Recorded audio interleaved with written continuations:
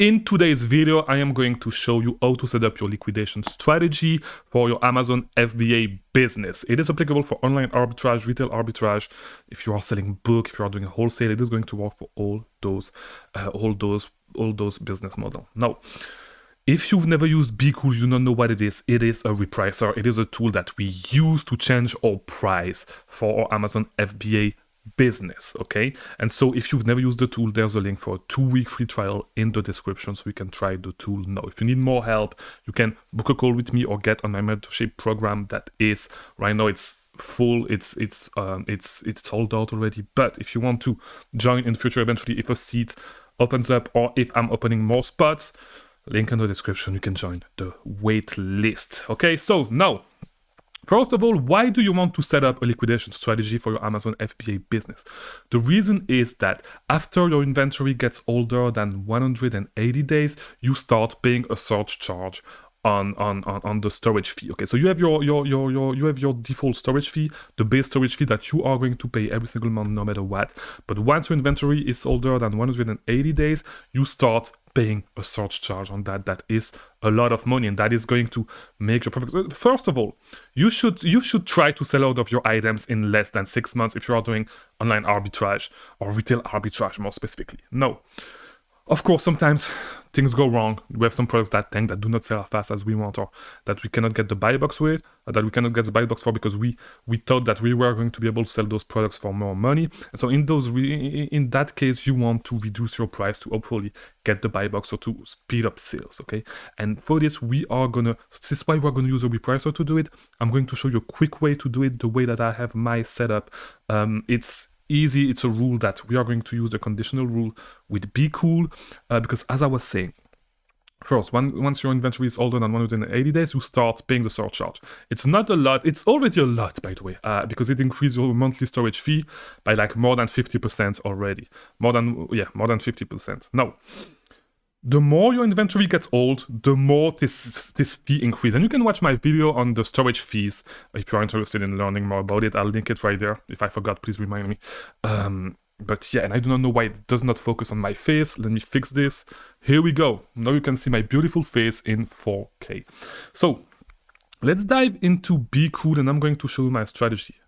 Okay, so the first thing that you want to do is we are going to use a conditional repricing rule. So when you go to create a rule on BeCool, you go to the last tab that is the conditional repricing. Okay, and from there we can use a specific condition that is the inventory age condition. Now, the reason why you want to use conditional rules is because the conditional repricing rules will allow us to change a lot of things that we are interested in. Okay, the first one is going to be the minimum return on investment that we want to get on our products. Okay, so based on the age of our inventory, we can reduce the minimum price that we will take for that specific item. That's the first thing. Second of all, we can change rules. Okay, based on those things, we can go from AI rules to regular rule-based rules. So we can do pretty much, there's a lot of flexibility that comes with using conditional repricing rules. Okay, so what we are going to do right now is we are going to go to once you click there, it will bring you to this page, okay, where you can actually set up your conditions. And so here's how I set up mine, and you can copy the exact rules and the exact setup that I have. Now, I should add, I do not use this on every single item, okay? This is a quick way. If it's an item that you have a lot of, it's an item that you can replenish all the time, that you do not necessarily look at, that you have a lot of stock coming in and out all the time. This is something that I would set if I want to, just set it and forget. No, it's always better to actually do these things manually, but it's a quick way to actually start with having a liquidation strategy when you actually need one, okay? If you want to forget about some asins, just let the repricer run, let it do its job, okay? So in that case, what I do is, here's how I set up my conditional repricing rule for my liquidation strategy, okay? So when my items is between 0 to 30 days old, what I do is I set my minimum repricing, my minimum return on investment at 30% profit, okay?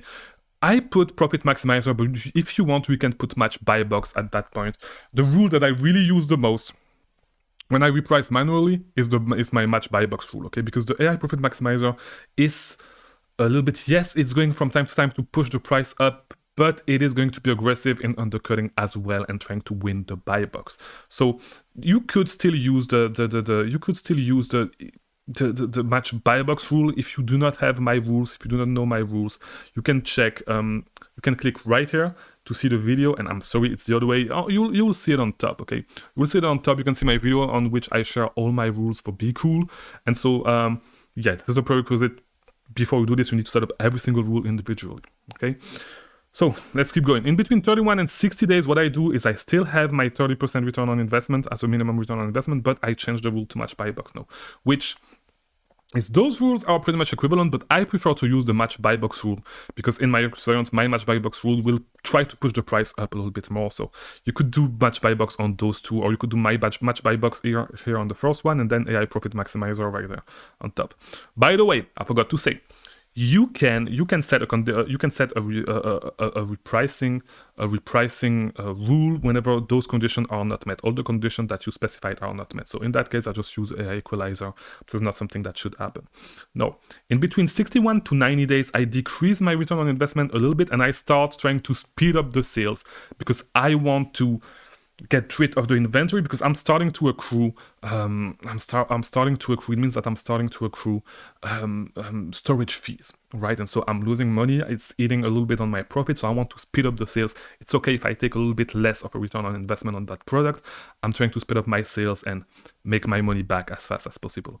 In between 90 to 180 days, this is where things start to get a little bit, where I really want to get out of this listing. Okay, so this is where I'd say, you know what, I'm fine if I break even right now. I just need to get rid of this inventory to be able to get my money back and re-roll the dice and reinvest into some other ASINs because I'm starting to pay a lot on storage fee. And if I wait too long, this is the main thing. If I wait too long, after 180 days, those long-term storage fee, those long-term surcharge are going to hit, and it's going to increase my fees a lot. And these products may not be profitable anymore at that point because if I'm not selling them, probably they tanked. And so if they tanked, I need to get rid of them, and I need to get rid of them because they tanked already.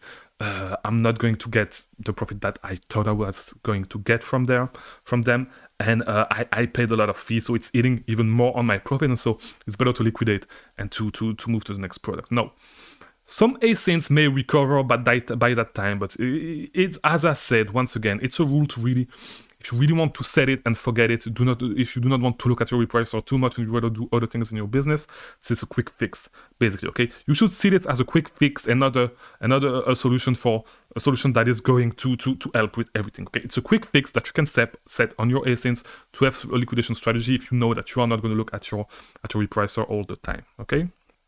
After that, 181 days and 270 days, at that time, we are already paying a lot in surcharge, so we are willing to take a cut, to take a loss on those ASINs, and so I set my minimum price to minus 10% return on investment, and we are changing the rule. By the way, we changed the rule before that to the AI sales maximizer to speed up even more the sales, right? Before that, it was AI sales booster. So, by the way, all those AI rules, you should see them. So the AI maximizer, and let me do it with this, and the AI maximizer, the AI sales maximizer is the rule that is going to speed up your sales the most. Okay. After that, you have the booster. After that, you have the equalizer. Equalizer is just in the middle, and the two other rules are going to try to, I would say their main objective is to maximize profit, okay? So profit booster and profit maximizer.